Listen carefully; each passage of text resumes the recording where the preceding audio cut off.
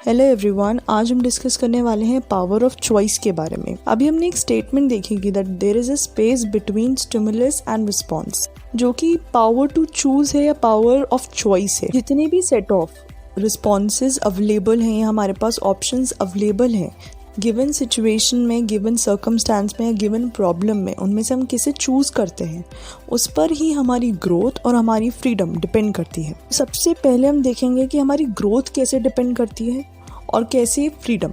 ये power of choice हमारी life में बहुत बड़ा डिफरेंस ला सकती है। So let's begin. अगर आप बल्ब इन्वेंशन के बारे में पढ़ेंगे तो आपको पता चलेगा कि एडिसन ने बल्ब को, जो फाइनल बल्ब बना था, उससे पहले उन्होंने 1000 बार ट्रायल किया था। जस्ट थिंक, आप अगर उस सिचुएशन में हो, आपने फर्स्ट टाइम एक कोड ट्राई किया और वो वर्क नहीं किया, फिर आपने फिर से सेकेंड टाइम एक कोड ट्राई किया, फिर आपने थर्ड टाइम ट्राई किया, लेकिन वो नहीं वर्क किया, तो जस्ट थिंक कि आप 1000 टाइम कभी ट्राई करोगे? कभी भी नहीं करोगे। लेकिन एडिसन ने, जब उनके पास एक तरीके का स्टिमुलस आया जो कि था कि वो वाला जो ट्रायल उन्होंने दिया वो वर्क नहीं किया, तो उन्होंने इसमें क्या रिस्पॉन्स दिया? उन्होंने फिर से उस चीज़ को फिर से ट्राई किया। तो जो इन दोनों के बीच में जो गैप था वो था पावर टू चूज़। उन्होंने चूज़ किया कि वो कंटिन्यू करेंगे। उनकी इस पावर टू चूज़ की वजह से बल्ब इन्वेंट हो पाया। अगर हम लाइफ हिस्ट्री देखते हैं अब्राहम लिंकन की, तो अब्राहम लिंकन ने बहुत सारे स्ट्रगल्स किए जो कि अब स्क्रीन पर आ रहे हैं कि उन्होंने इतना सारा स्ट्रगल किया, उसके बाद भी वो कभी रुके नहीं। उन्होंने जो भी स्ट्रगल्स, जो कि स्टिमुलस थे आए, उन्होंने अपना रिस्पॉन्स दिया और वो फ्रीडम टू चूज़, उन्होंने चूज़ किया कि उन्हें आगे बढ़ना है। उन्होंने चूज़ किया कि इस टाइम पर उन्हें ये डिसीजन लेना है। उनकी इसी पावर टू चूज़ की वजह से वो प्रेसिडेंट बन पाए। प्लीज़ गाइज, मेरे चैनल को सब्सक्राइब कर लो फॉर मोर वीडियोज़। अगर हम लाइफ हिस्ट्री देखते हैं एल्बर्ट आइंस्टाइन की, तो एल्बर्ट आइंस्टाइन को स्कूल से निकाल दिया गया था, तो वो एक स्टिमुलस उनके पास आया, लेकिन उन्होंने रिस्पॉन्स जिस तरीके से दिया तभी वो लाइफ में ग्रोथ कर पाए। उन्होंने कभी भी परस्यूट ऑफ नॉलेज को नहीं रोका और वो आगे बढ़ते रहे। J.K. रोलिंग, जो कि दो ऑथर हैं of the famous Harry Potter series, Harry Potter market में आने से पहले या पब्लिश होने से पहले 1000 टाइम्स रिजेक्ट हुई थी। जस्ट थिंक कि आप फर्स्ट टाइम अपनी बुक को पब्लिश करने के लिए ट्राई कर रहे हो और वो रिजेक्ट हो जाती है, आप सेकेंड टाइम ट्राई कर रहे हो, रिजेक्ट हो जाती है, थर्ड टाइम ट्राई कर रहे हो, रिजेक्ट हो जाती है। ऐसे करके उनकी बुक 1000 टाइम्स रिजेक्ट हुई थी। उनके पास था power of choose, the power to choice. उनकी चॉइस थी कि वो गिव अप करके घर पे बैठ सकती थी और अपनी बुक्स को ऐसे ही पढ़े रहने देती और कभी वो उनकी बुक्स पब्लिश नहीं होती। कभी भी हमें हैरी पॉटर ना ही देखने को मिलती और ना ही पढ़ने को मिलती। लेकिन उन्होंने अपनी इस पावर टू चूज़ को यूज़ किया और उन्होंने बार बार ट्राई किया। उसी पावर ऑफ चूज़ की वजह से उन्हें ग्रोथ मिली और आज बुक्स बहुत ज़्यादा सक्सेसफुल हैं। स्टीफन हॉकिंग्स, जो कि एक बहुत बड़ी इंस्पिरेशन है सबके लिए, जब उन्हें पता चला कि उनकी न्यूरॉन्स में इतनी प्रॉब्लम है और उनकी बॉडी पैरालाइज्ड हो गई, उसके बाद उनके पास एक पावर टू चूज़ थी। या तो ज़िंदगी तो उन्हें वैसे ही काटनी थी, या तो वो अपने आप को फिनिश कर सकते थे, या सारी ज़िंदगी वो डिप्रेस्ड और एक अपसेट स्टेट में निकाल सकते थे, या वो कर सकते थे जो उन्होंने किया।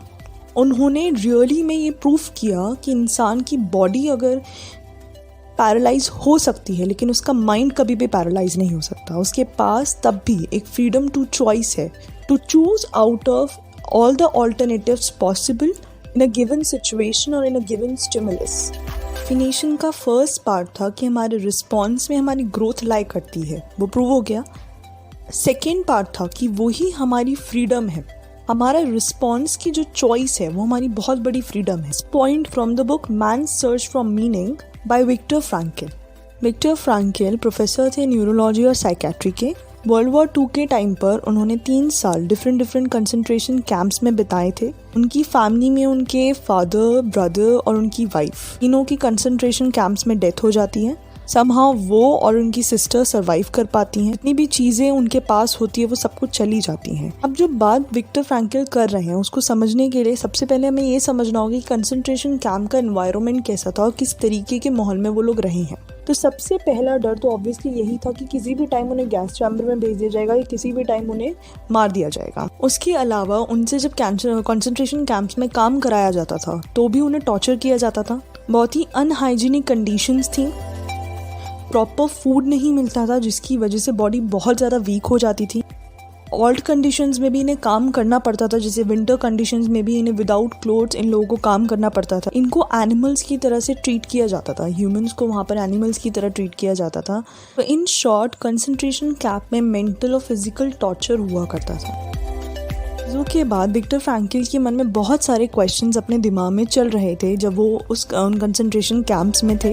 He writes in his book, is that theory true which would have us believe that man is no more than a product of many conditional and environmental factors, be they of a biological, psychological or sociological nature? Is man but an accidental product of these? Most important, do the prisoner's reaction to the singular world of the concentration camp prove that a man cannot escape the influences of his surroundings? Does man have no choice of action in the fate of such circumstances?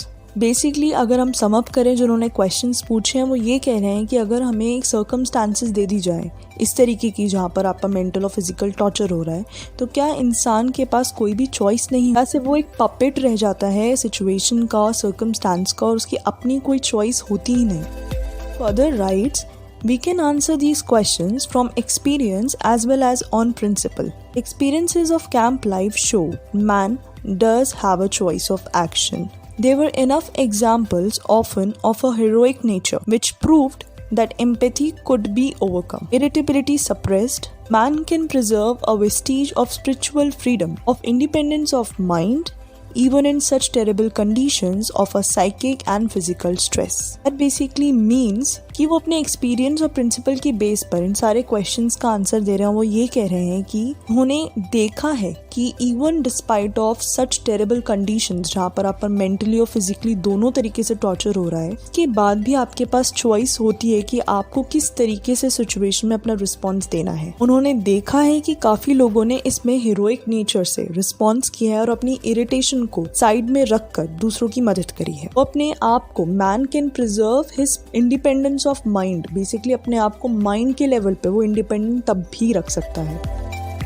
He further writes, we who lived in concentration camps can remember the men who walked through the herds comforting others, giving away their last piece of bread.